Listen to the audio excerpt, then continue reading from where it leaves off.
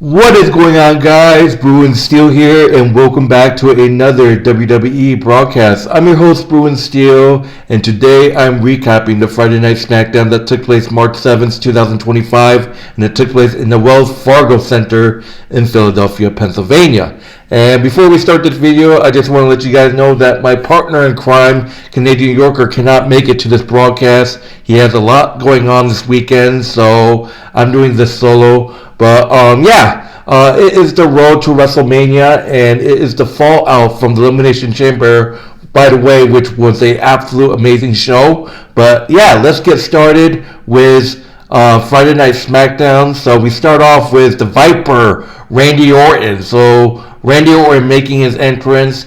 He takes a moment to soak in the crowd and points at the WrestleMania sign before beginning, saying, "For as long as he can remember in this business, John Cena has always been on top, and now he's just a bottom for The Rock." That gives a whole new meaning to the term rock bottom, doesn't it, John?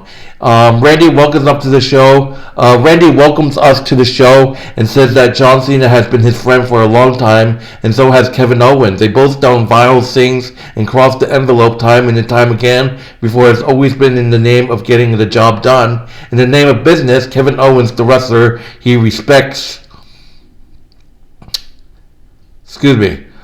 The story of how he got here, how he busted his ass for WWE, is quite admirable, and he does admire him. But it's Kevin Owens, the man that he has a problem with. There's a quote, and he's gonna butcher it, but never underestimate a jealous man's ability to destroy another man, and that's Kevin Owens. Randy said Kevin's reign runs with jealousy, and look at Cody Rhodes. He dropped him on his head, and Owens tried to end his career because he was jealous of the gold around Cody's waist. Sami Zayn and Kevin Owens had fought tooth and nail long before they even got to WWE, but they always came full circle and became friends again. But at Elimination Chamber, Owens tried to drop him on his head because Sami has slowly been surely becoming the bigger star. Owens was his friend at one time and dropped him on his head with a legal pile driver simply because he was trying to protect his friend. What does KO have to be jealous about? He won every title in WWE. And if you ask people what their one goal in this company is, it's be main eventing WrestleMania, and Owens has done that twice, once against Stone Cold Steve Austin, no less. Enough is never enough. He never be satisfied. A year and a half ago, Randy had spinal fusion and was told that he busted his ass to get back to the ring, and he told himself not to let anything in the ring get to him and piss him off. But Kevin Owens done pissed him off.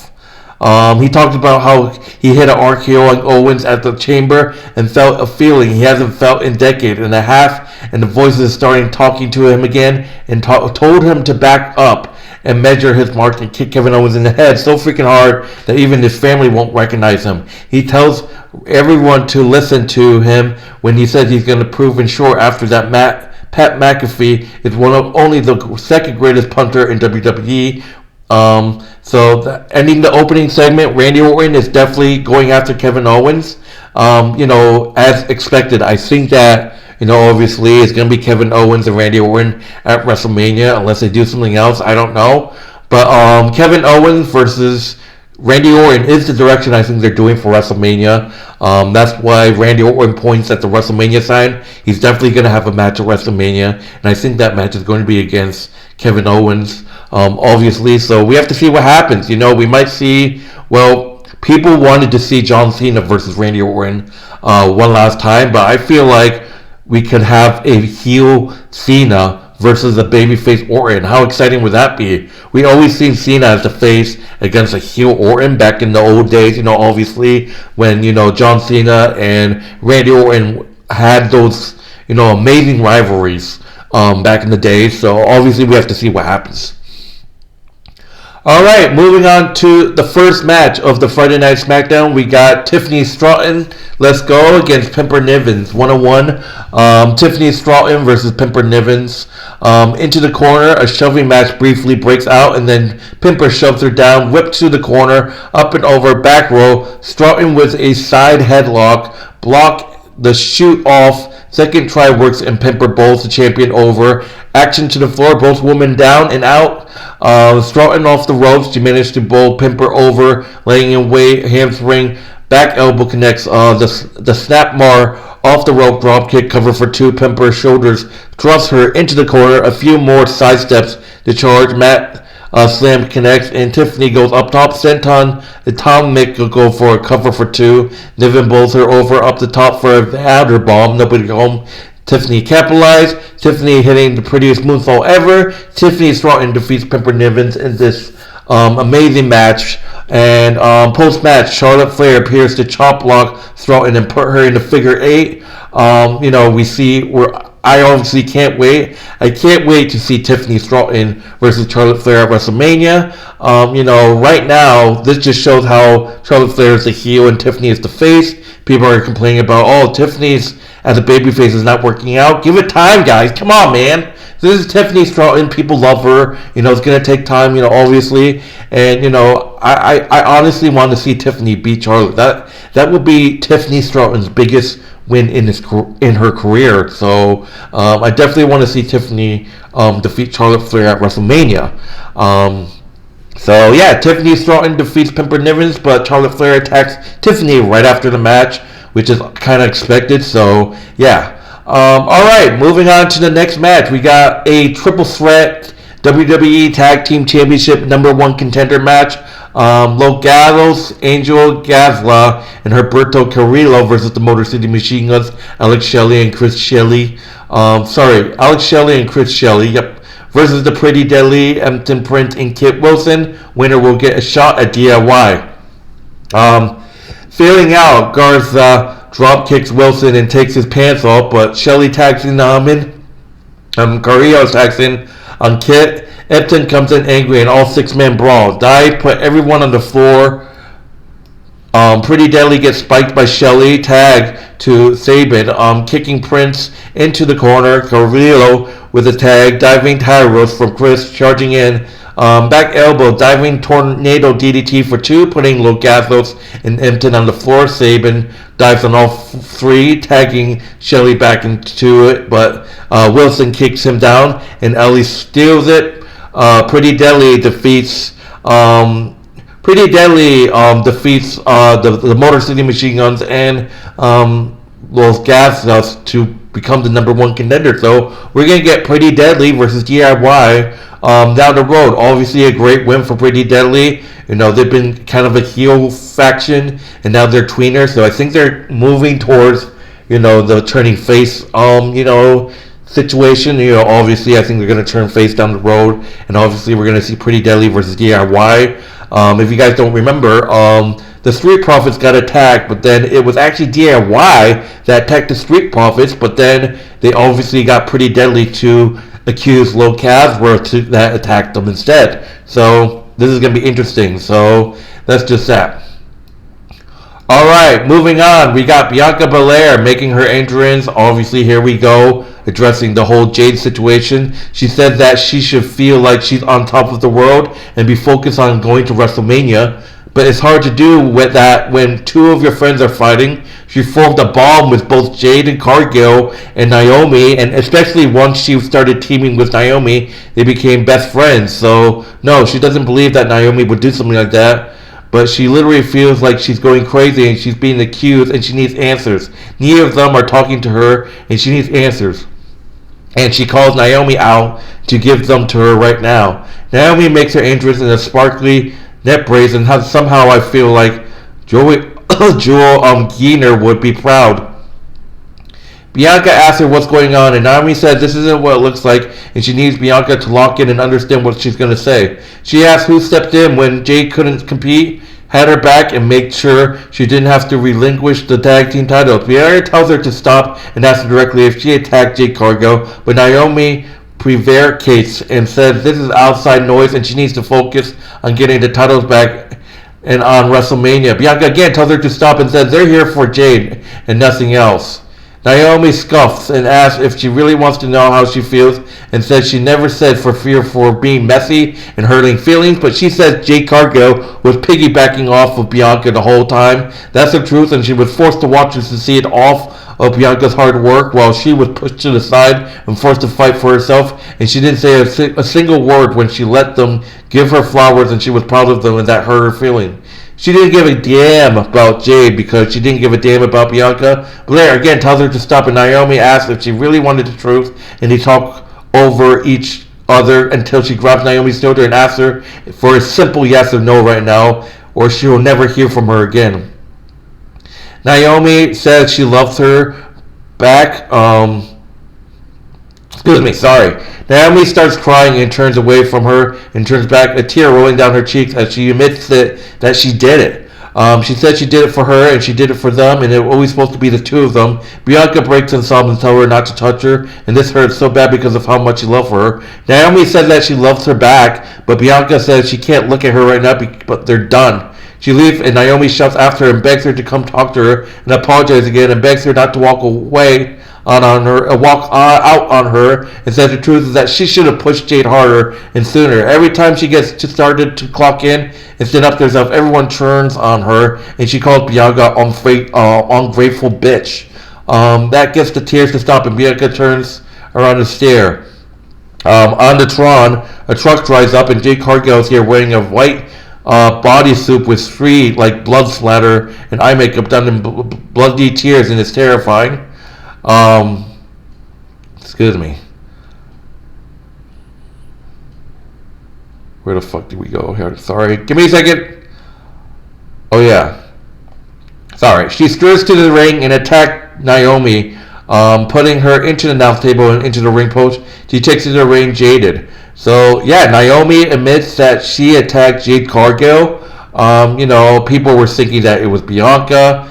My question is, did Bianca have any part of this Jade Cargill attack? Because if you guys don't remember, we saw we saw Bianca Belair take off her, coat, shirt, at Elimination Chamber when Jade comes. So, do you think it was only Naomi, or do you think it was Bianca too? Because, do you think this is all act? Do you think Naomi and Bianca were giving us a show? But in general, in real life, do you think Bianca's just acting? Do you think Naomi's acting? Do you think it was both of them that attacked Jade Cargill?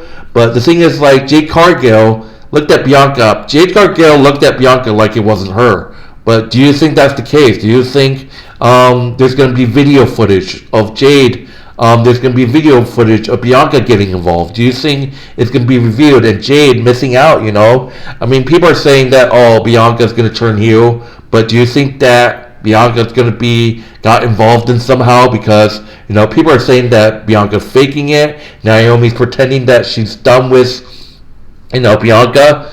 But, man, I don't know. But, man, Bianca, down the road, I think she's going to turn heel, and I think she's due for a heel turn. But my main question is, did Bianca get involved in some way? But we have to see what happens down the road. Obviously, I can see Naomi versus Jade Cargill at WrestleMania. Obviously, this is a build-up. I can definitely see it. There could be some stipulation, like a last woman standing, or something special. But we have to see what happens. So, yeah. All right. So, moving on to the next match, we got Braun Strowman versus Solo Sikoa. Off the ropes, testing strength. Strowman bowls him over and sends him to the floor, heading out. But Sikoa passes him right into the steel steps, and Solo with the headbutt. He struggles, but he hits a Samoan drop on the monster and flexes afterwards, only to Ricochet connects. Braun cuts him off on the charge with a big boot, head of steam, crossbody block, big boot, clubbing blow, sends Sikoa to the mat, and he's fired up to the floor again, charging around, and this time he successfully trains Solo. Back inside, Stinger splash, float over. Sikoa shoves him into the corner a few times. Side kick, basement super kick. Solo charges in, but Braun catches him with a power slam. Tama Tonga breaks it up. Braun Strowman wins by disqualification. Excuse me. Post-match, Strowman drops Tonga with a lat roll and goes to the floor after throwing him over the timekeeper's barricade, but here comes the werewolf to equalize the big man. Squaring off, they trade wild punches, knee, and a headbutt from Strowman off the ropes, and he runs into a pair of super kicks and crashes to the floor. Fatu dives on him, but Bron catches him and throws him over the announce table. Jacob pops up and stands on the desk and drops him with the elbow. Diving elbow. Out in the crowd, Fatu with the axe handle. Strowman with a headbutt. A super kick puts Bron into a road case and Jacob put him all the way on top. Clemens joined him, jockeying for position. Strowman chokes him off the case and threw a table to the floor. Fatu's back on the feet by the time the replay finishes. Just like Braun Strowman defeats Solo Sikoa by disqualification, and Braun Strowman starts brawling with New Bloodline. Jacob Fatu and Braun Strowman feud is getting awesome. It's on another level. This guy Jacob Fatu, he's not human. He just gets chokeslammed for a table and he just gets back on his feet.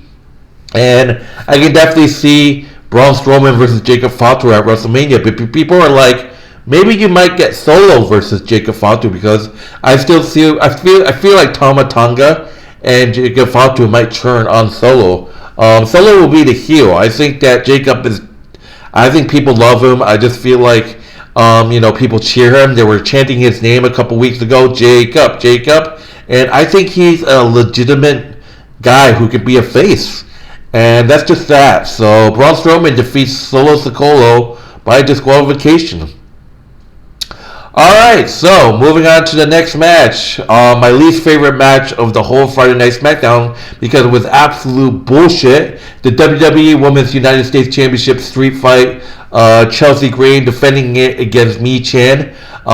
United States Championship street fight, fighting right from Yi entrance with a can full of plunger. She pulls out a cookie sheet and whops Green with it, throwing a candlestick into the ring, a crowbar, a steel chair, a length of chain, and finally a trash can itself. Chelsea meets her with a chair, whip reverse Mia with a drop toe hold into the open chair. Mi-Chan grabs the two lengths of chain and piles them up, but Green smacks her with a trash can. Fighting over a powerbomb, back body drop puts the champion into the chairs, out to the floor, step over, armbar, and Mia bites her damn fingers. Mi-Chan gets the table out in the hips of the crowd, but Green cuts her off with a lung plower and puts the table away. Mi-Chan sprays Green with a fire extinguisher and goes back to the table. Pimper Niven arrived, of course. That fucking bullshit, stupid ass fucking whale had to run interference. Why am I not fucking surprised? To cut her off, bouncing Mi-Chan off the announce table, she throws her back inside and knocks Chelsea set a trash can up. Coast to coast in the aftermatch, Mi-Chan gets behind her and unloads with the candlestick shots. Drop kick into the corner, throwing the trash can at her, setting up, twerking. Cannonball in the corner, sliding the table in. Mi-Chan sets it up, but Chelsea comes carrying out of nowhere and spikes her with a face buster, giving into invulnerability. Green sets the table up the rest of the way. Fireman's carry. Mi-Chan slips over. Soul Food puts the champion on the table. One side gives up partly, but Mi-Chan goes up to the top anyways, diving senton through the table. But a mystery person pulls Chelsea Green out of the ring. Gangrel connects and elbow fire. She hits the flip pile driver into the chair and throws Green in for the cover.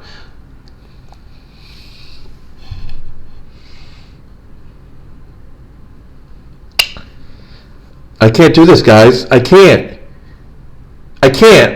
I was so fucking excited, guys. I was excited when Mi-Chan put that bitch through the fucking table. I was excited. I thought Mi-Chan was gonna win, but no. Chelsea bitch.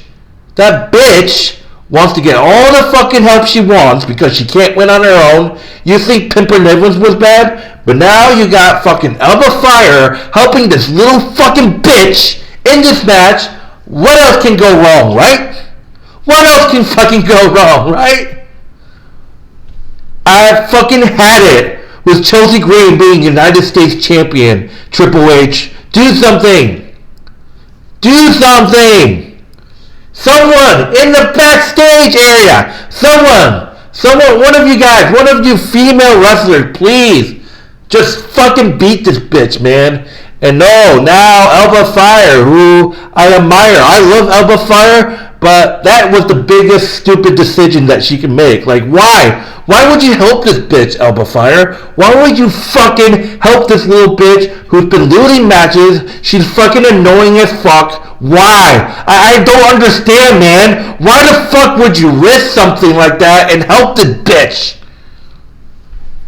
In some miracle way, Chelsea Green getting so fucking lucky. I'm saying it, so fucking lucky with his title reign and somehow pulls off the win. All because she can't win on her fucking own. Michan should have won this match. You know, you saw how many times Michan had Chelsea Green, but no, that fucking big ass, dumb ass, fat ass Will comes in and help her. You think that's gonna be bad? Now they got fucking Alba Fire. Chelsea Green can't win with Pimper Niven's help sometimes. No. You need more, you need more people to help you. You're absolutely fucking pathetic. Just fucking pathetic. Just pathetic, man. That's just what is it to. That's what it is. Pathetic, man. This has been a fucking joke. I'm done. I don't want to watch this bitch. I did watch the match because I wanted to see Michan win, but no, once Alba Fire came, I stopped watching because I can't handle this bitch not be able to winning on her own because she's a fucking coward. She's a loser. She's a stupid bitch. She's a coward. She can't even do anything. Please, just anyone. But I might just say this though, Michan and Chelsea Green feud, this had to be over, right? Selena Vega, I don't know if she can beat it because Selena Vega, she's by herself, and this fucking bitch has 3 people now on her team. Well, 3 of them together. Now you're gonna get Alba Fire interfering in matches. You're gonna have Pimper Niven interfering in matches. What does Selena Vega have? It's not fair. It's not fucking fair. I want Selena Vega to beat Chelsea Green, but is it gonna fucking happen? Tell me, is it gonna fucking happen, people? Because the odds are stacked against Selena Vega. She has nothing. How is it fucking fair, man? All because this bitch wants the fucking United States cabinet, whatever. Salute. Bullshit, man. Absolutely.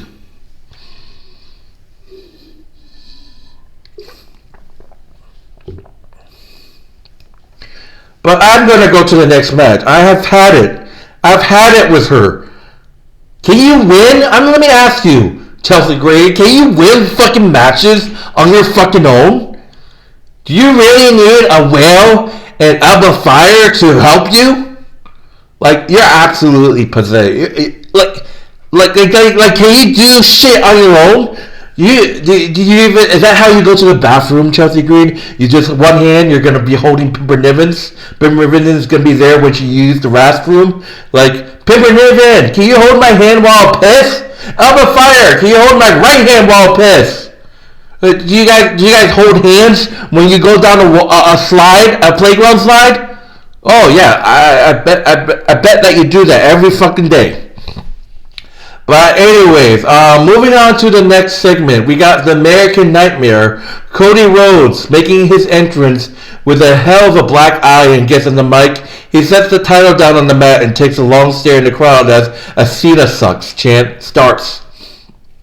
He goes through the motions and asks what Philadelphia wants to talk about after the most watched moment in pro wrestling history. He recounts lying there tasting his own blood and asks, what do you say, watch moment in pro, and ask, what do you say to a little one, not even 4 years old, when she asked Papa, what happened to your face? It's not a conversation he was ready to have, so he told her a Cody lie and said he ran into a wall.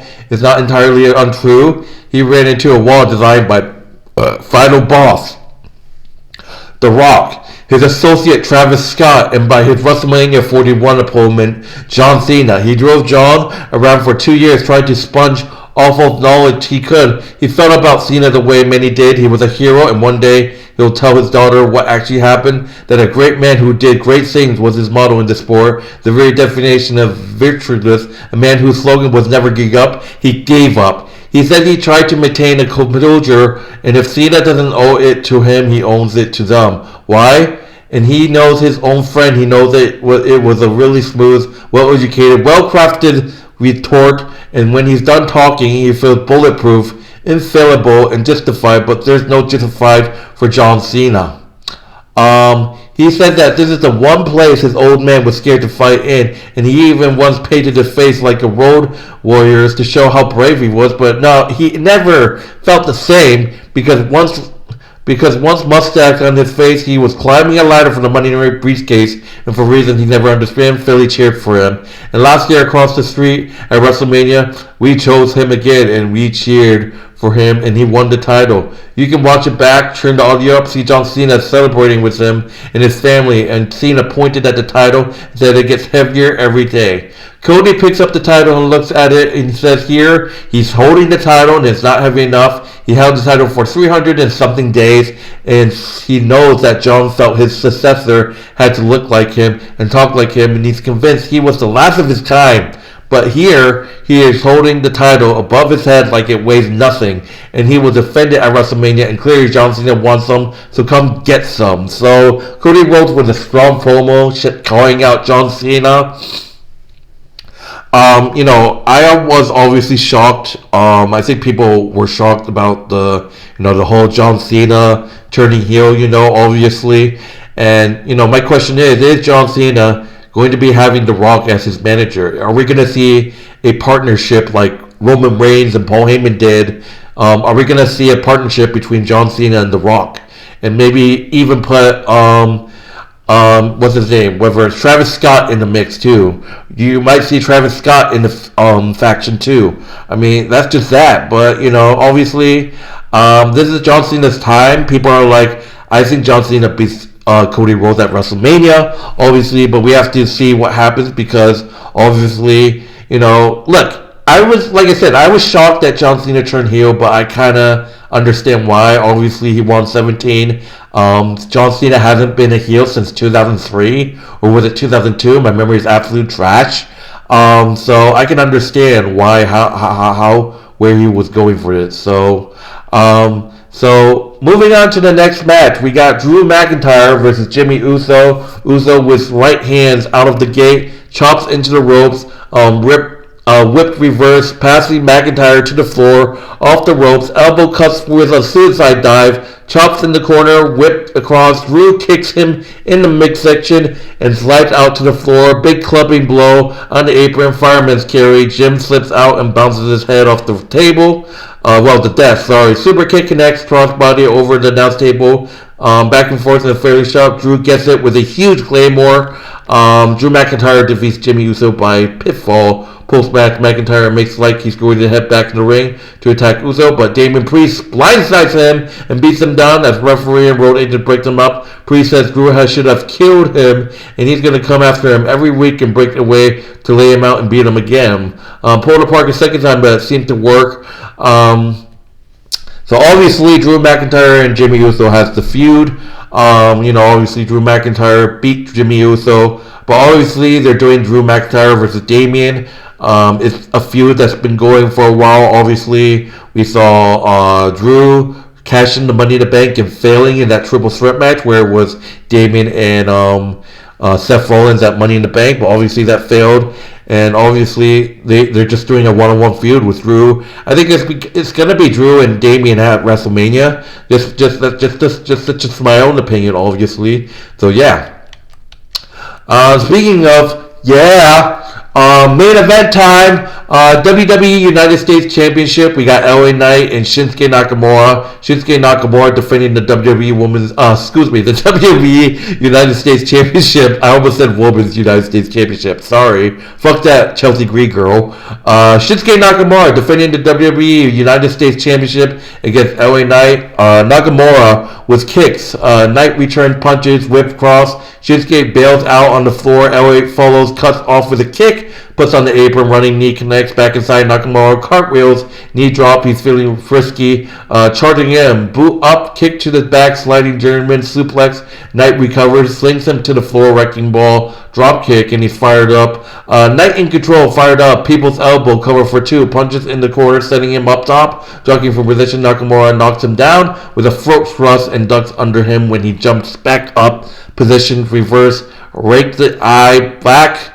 Suplex connects but can't put down the megastar. Elliott with a desperation lateral. Both men are down and out. Up in the turnbuckles again. This time, Knight connects with a super suplex. Up on the second, diving elbow drop. BFT denied. Out to the floor. Elliott grabs the chair in frustration, but Shinsuke wins the moment and takes the chair inside. Referee takes Charles Robinson, takes the chair from him. He ducks a punch. Elliott ducks the miss, and Robinson is blinded. Little Nacho bails to the floor. Nakamura catches Knight with a kick, set up axe kick. He grabs the chair again, but LA kicks it out of his hand. BFT on the chair, cover, but there's no referee. Another referee slides in and gets to the free. LA Knight wins back the United States Championship over Shinsuke Nakamura. LA Knight defeats Shinsuke Nakamura to become your new United States Championship, and LA Knight has done it. He is your new United States Championship, and he has won back his United States Championship. Obviously, he lost to Shinsuke Nakamura, and now he won it back. So, obviously, I'm going to say my thoughts.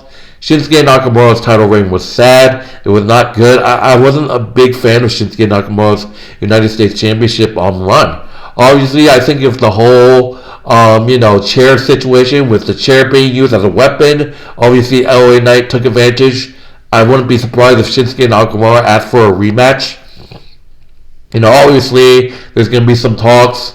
They're probably going to do a rematch between LA Knight and Shinsuke Nakamura because of the whole using the mist. Obviously, LA Knight winning using as with the chair.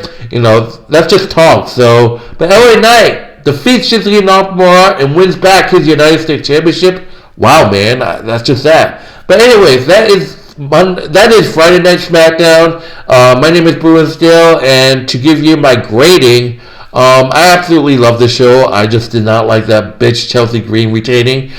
Because of that, I'm giving this a B+, obviously. So, yeah, I'm giving this show a B+. My name is Bruin Steele. Thank you guys for watching. Like, subscribe. Check out my partner in crime's YouTube channel, Canadian Yorker. Link will be in the description, as well as our wrestling channel, which is WWE Wrestling Bros. Link will be in the description. But that will do it, guys. Thank you guys for watching. I will see you guys in the next broadcast, hopefully this week. Hopefully Canadian Yorker can make it. So yeah, my name is Bruin Steele. Take it easy. Enjoy the rest of your night, and I'll see you guys later.